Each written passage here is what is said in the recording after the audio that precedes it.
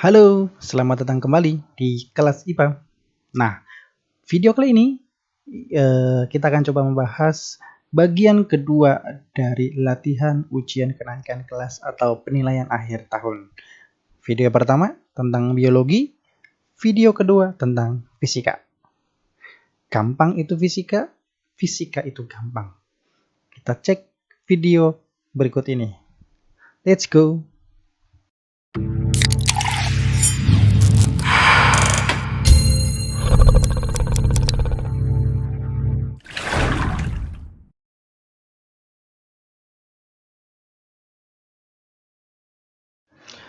Oke, kita mulai saja dengan fisika soal yang pertama. Nah, soal pertama, ini fisika ada 2 bab tentang getaran dan gelombang. Yang kedua adalah tentang alat optik. Nah, sekarang yang pertama. Gerakan bolak-balik melalui titik kesetimbangan disebut. Nah, ini sangat gampang ya. Nggak perlu dibahas, jawabannya sudah pasti adalah getaran. Kalau gelombang itu adalah getaran yang merambat.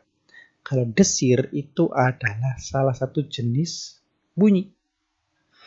Kalau transversal ini adalah salah satu jenis gelombang. Ada transversal, ada longitudinal. Jadi gerakan bolak-balik melalui titik kesetimbangan itu adalah getaran. Nah, kalau digambarkan seperti nomor berikutnya. Ini dia. Ini getaran bolak-balik. Soalnya, jika bandul bergerak dari C, B, A, B, C, B, maka sama dengan berapa getaran? Ingat, satu getaran adalah bolak-balik. Ya. Berarti kalau C, B, A, B, C, B, bolak-balik lebih. Nah, lebihnya berapa ini?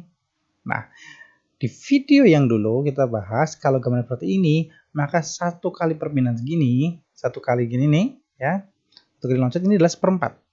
Jadi kalau kita lihat sini, 1/4 tambah 1/4 tambah 1/4 tambah 1/4 tambah 1/4. 1/4-nya ada 5. Maka 1/4 dikali 5.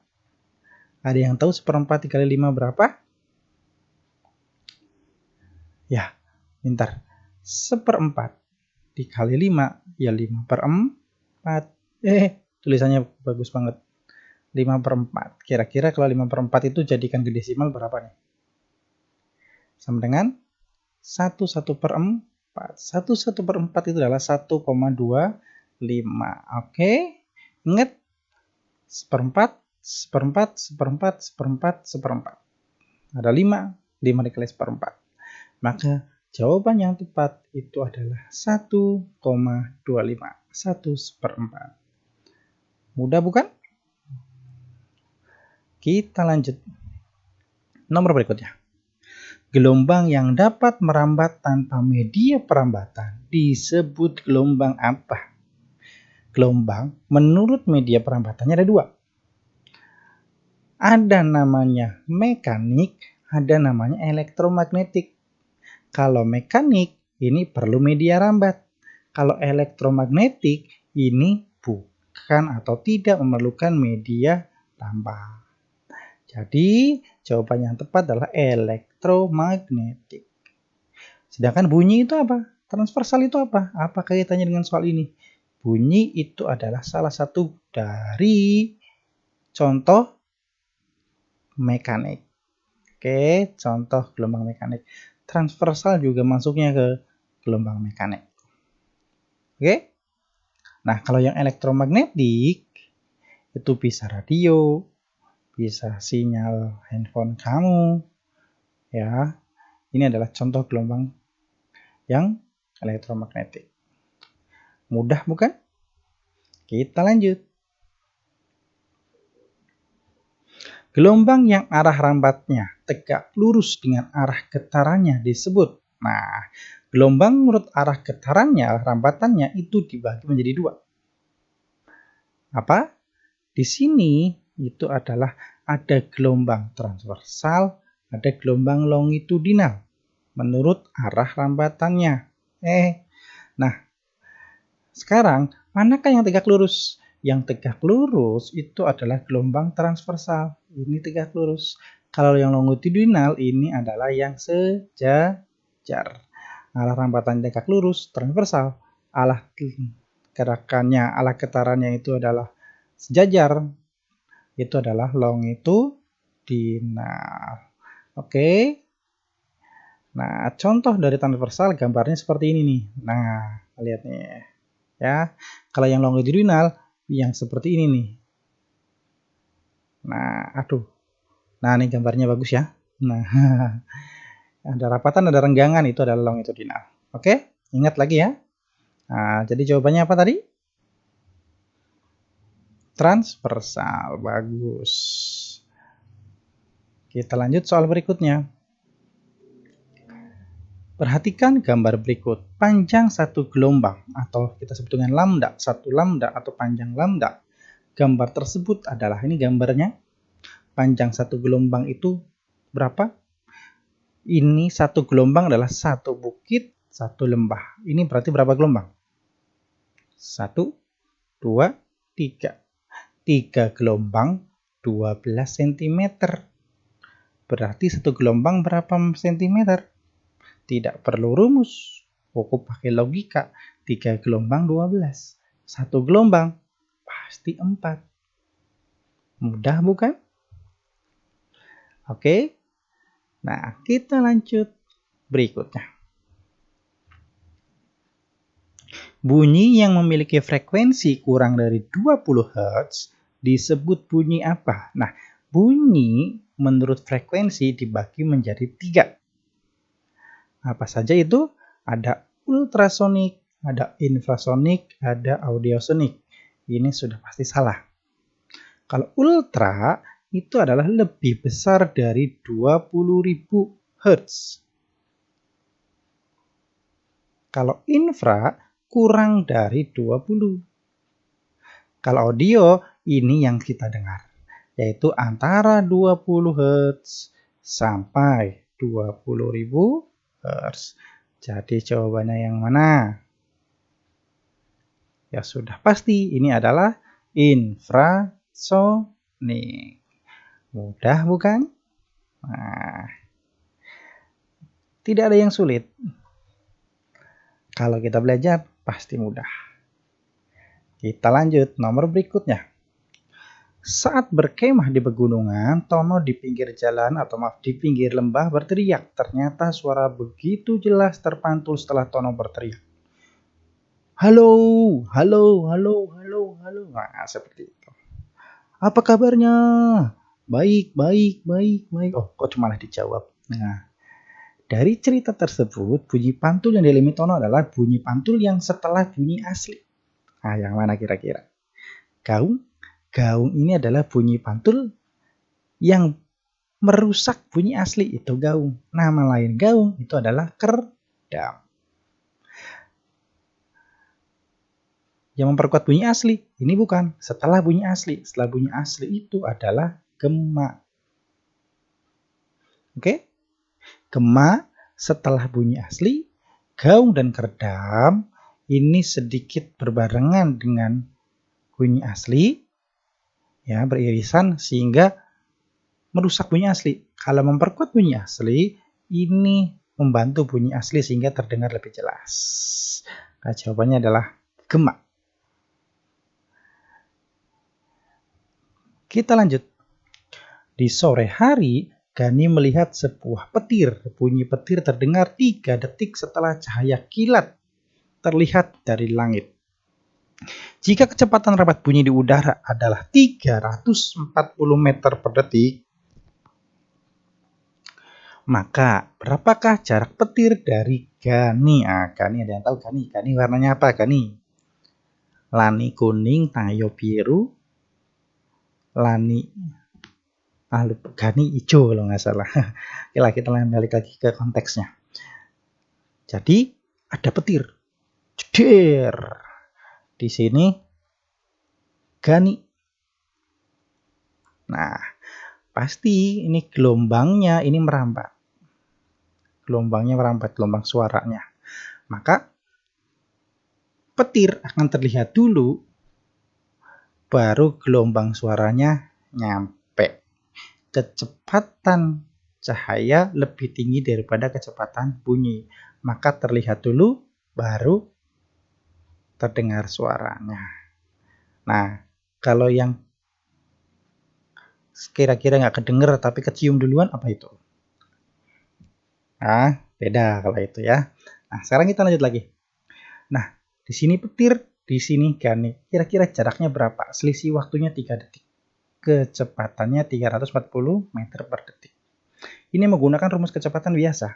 Rumusnya adalah V sama dengan M per S. Jarak dibagi waktu, meter dibagi detik. Atau V itu adalah jarak dibagi waktu. Berarti kalau jarak itu adalah kecepatan dikali waktu. Berapa kecepatannya? 340. Waktunya berapa? 3 detik. Jadi jawabannya berapa? Pasti hasilnya adalah 1020. Gampang kali ini. 1020.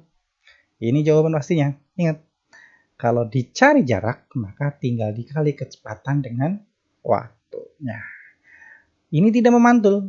Ingat, jangan dibagi dua. Kalau memantul dibagi dua. Ini bukan pantul nih, maka bukan dibagi dua ya. Oke? Udah bukan? Kita lanjut. Sebuah kapal menembakkan sonar ke bawah laut. Setelah 2 detik kemudian, gelombang pantul terdeteksi. Jika cepat rambat bunyi dalam air adalah 1400 meter per detik, berapakah kedalaman laut tersebut? Berarti ini kedalaman laut. Kalau Mister gambarkan di sini, ya, berarti kalau ini ada sebuah kapal, kapalnya keren. Ini laut, dia akan menembakkan sonar ke bawah. Ini dasar lautnya. Maka dia akan memantul balik.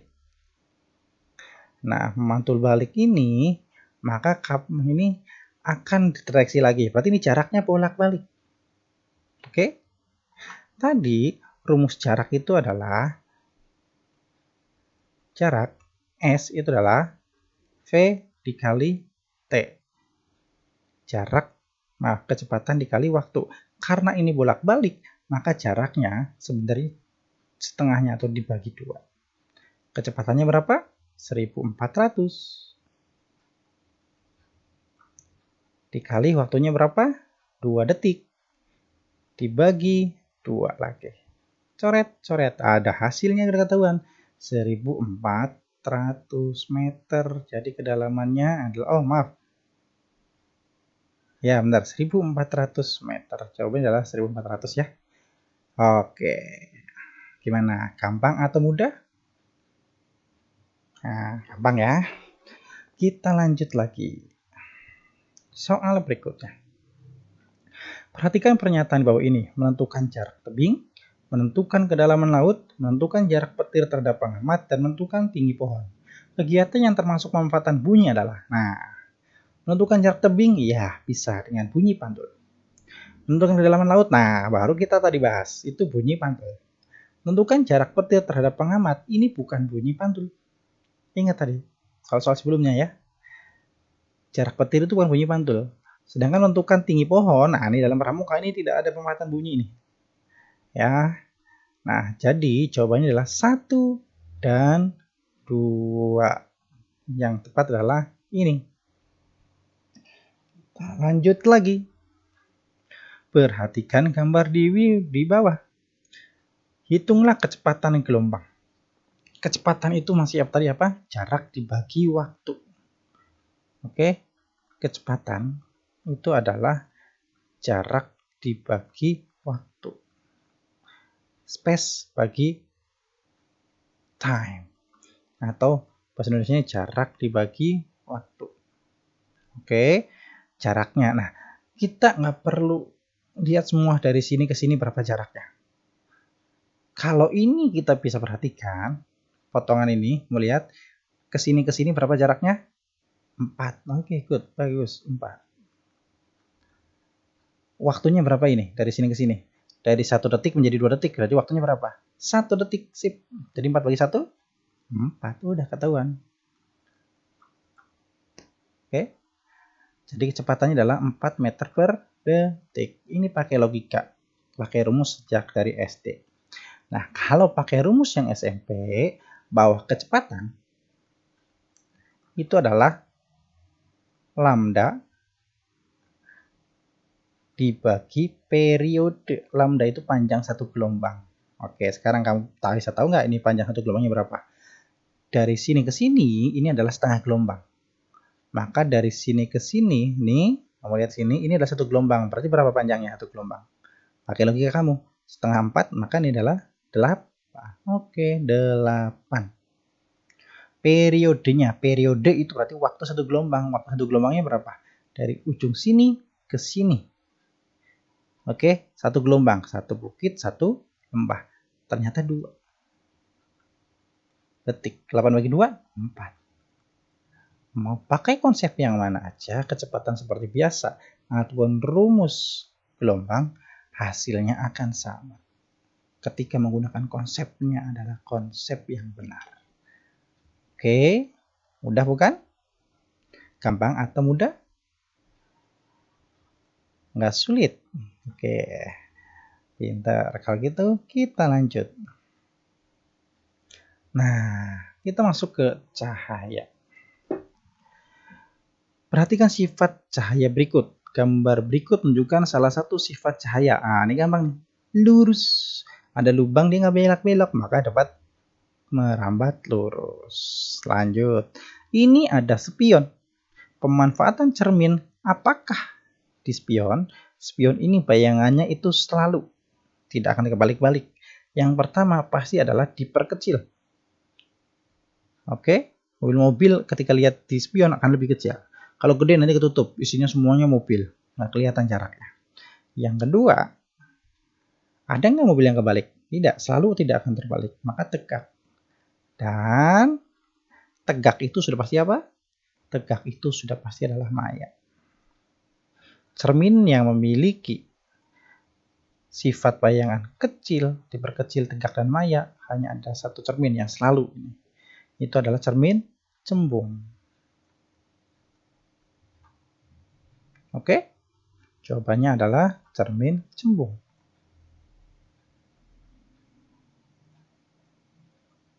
Kita lanjut. Bukan mudah? Oh, mudah bukan? Kita lanjut. 2 buah cermin datar dipasang membentuk sudut 90 derajat. Sebuah benda diletakkan di antara 2 cermin tersebut.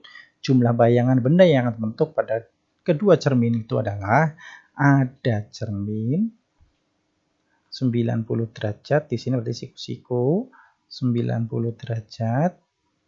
Di sini ada bendanya. Nah, di sini benda. Berapakah jumlah bayangannya? Ini gampang nih. Jumlah bayangan adalah 360 dibagi alfanya. Alfanya berapa di sini? 90. Dikurang 1. Berapa? 360 bagi 90 berapa? 4. 4 kurangi 1? 3. Mudah sekali ini. Sambil merem ini. Pasti kecoret semua kalau sambil merem. 3. Lanjut. Udah kan? Oke, kita lanjut. Sebuah benda diletakkan sejauh 8 cm dari cermin cekung yang memiliki titik fokus 6 cm. Maka sifat bayangan yang terbentuk adalah, nah, untuk mengerjakan ini karena dia bukan menanyakan berapa jaraknya, sebenarnya cukup kita menggunakan logika. Tidak perlu kita hitung-hitungan. Cermin, ini titik O-nya, ini titik fokusnya, ini titik pusat kelengkungannya. Ini cermin cekung. Nah, titik fokusnya adalah 6.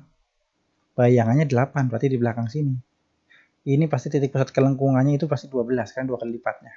6, ini 12. Di sini adalah 8. Berarti ruang berapa ini? Ini 8. Ini berapa? Ruang berapa? Ruang 1, ruang 2, ruang 3. Berarti benda di ruang 3, maka bayangan di ruang 2 tambah berapakah supaya 5 di ruang 3?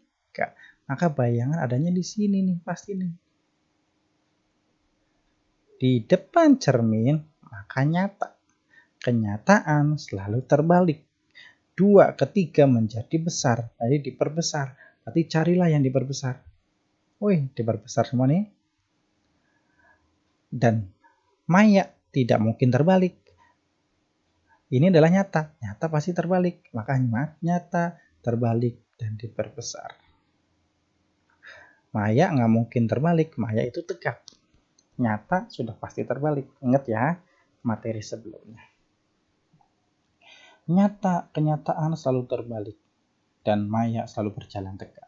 Nah, itu biar ingat. Kita lanjut. Sebuah benda diletakkan 12 cm di depan cermin cekung yang memiliki jarak fokus 8 cm.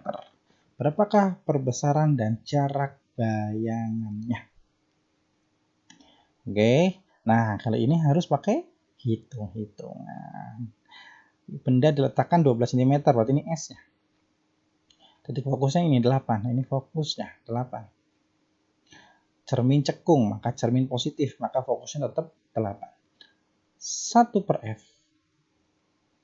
sama dengan 1 per S ditambah 1 per S absen.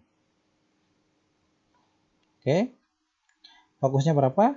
1 per 8 sama dengan 1 per 12 ditambah 1 per S absen.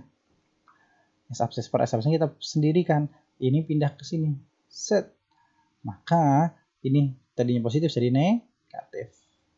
1/8 dikurangi 1/12 sama dengan 1 per S absen. 1/8 dikurangi 1/12. Berapa yuk? Samakan penyebutnya. Sama-sama bisa jadi 24. Ini kali 3 kan? Berarti 3 kali 1 sama dengan 3 per 24 dikurangi 2 per 24 sama dengan 1 per S absen. 3 kurangi 2, 1 per 24 sama dengan 1 per S absen. Maka S absennya sudah pasti 24. 12 menjadi 24. Berapakah perbesarannya? Magnitudenya adalah tinggal 24 dibagi 12 dengan 2 kali. Perbesarannya 2. Nah, berarti antara ini dengan ini. Perbesarannya 2 dan bayangannya adalah 24. Oke. Itu dia. Mudah. Nah, kalau mau pakai cara yang di atas, pakai ruang berapa? Ruang berapa? Ini juga bisa. Ya. Oke, kita lanjutkan.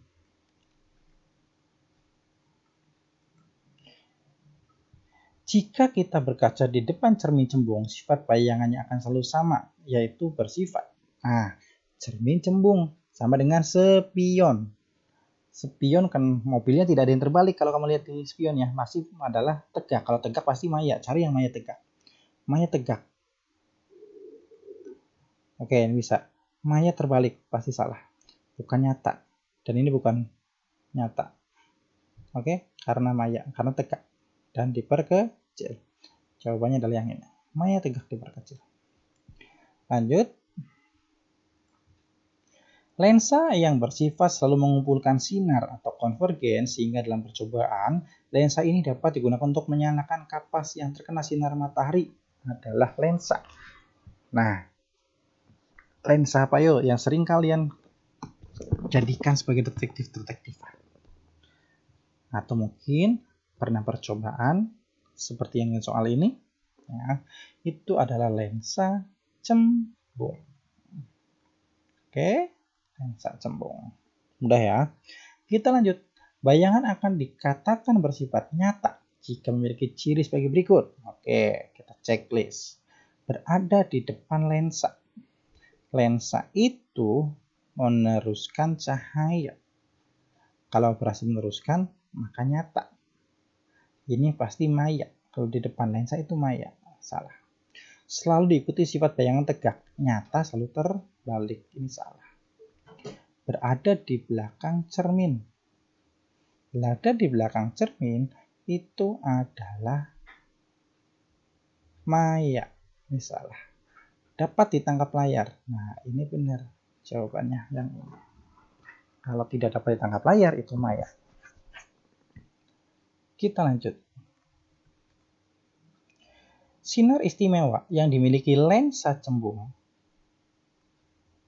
Sinar istimewa yang dimiliki lensa cembung adalah lensa konvergen. Sinar datang menuju titik fokus. Fokus tegak lurus. Oh, nggak ada. Ingat. Masih ingat kata kuncinya? Fokus sejajar. Sejajar fokus. Oke. Fokus sejajar, fokus. Nah, sumbu utama lagi. Apa kita lihat? Titik fokus, tegak lurus. Nah, pasti salah. Sejajar,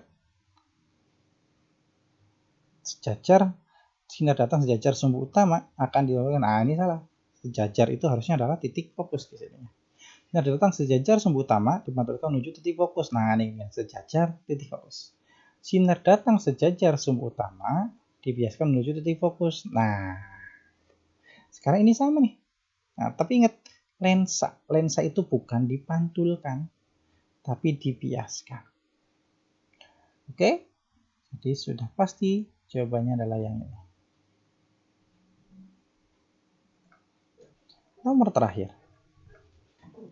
Sebuah benda diletakkan 4 cm di depan lensa cembung yang memiliki fokus 12 cm. Berapakah jarak dan sifat bayangannya? Jarak dan sifat bayangannya kita harus hitung. Nah, lensa cembung itu adalah lensa negatif atau lensa positif.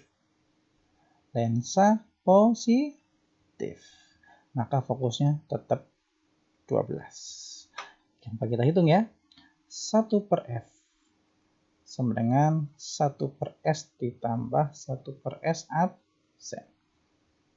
Oke. Nah, fokusnya adalah 12. 1 per 12 sama dengan 1 per 4 ditambah 1 per S absen. Pindah ke sini jadi negatif. 1 per 12 dikurangi 1/4 sama dengan 1 per S absen. Nah, ini sama penyebutnya nih. Jadikan 12. Ini berarti kali 3. Ini kali tetap 1 per 12 dikurangi dikali 3 ya. 3 kali 1, 3. 4 kali 3, 12. Sama dengan 1 per S absen. Ini 1 ya. 1 dikurangi 3. Berapa? Minus 2. Minus 2 per 12 sama dengan 1 per S absen. Maka S absennya sudah pasti adalah 12 dibalik nih. Dibagi 2. Tapi ingat ada minusnya. Maka 12 bagi 2 berapa? 6. Tapi minus 6. Nah, minus ini berarti adalah maya. Ingat ya. Minus itu bayangan, kalau minus pasti maya. Entah cermin atau lensa sama. Minus adalah maya. Kalau positif pasti nyata. Maka jawabannya adalah minus 6 cm dan bersifat maya. Oke? Nah, itu semua pembahasan kita pada video kali ini. Mudah bukan? Nah, jangan lupa belajar. Ulang-ulang lagi kalau kamu belum bisa. Nah, rajin-rajinlah latihan. Terima kasih. Sekian dari Bapak. Semangat belajar. Ketemu lagi secepatnya agar corona cepat hilang. Oke. Semoga coronanya hilang. Oke. Terima kasih. Goodbye.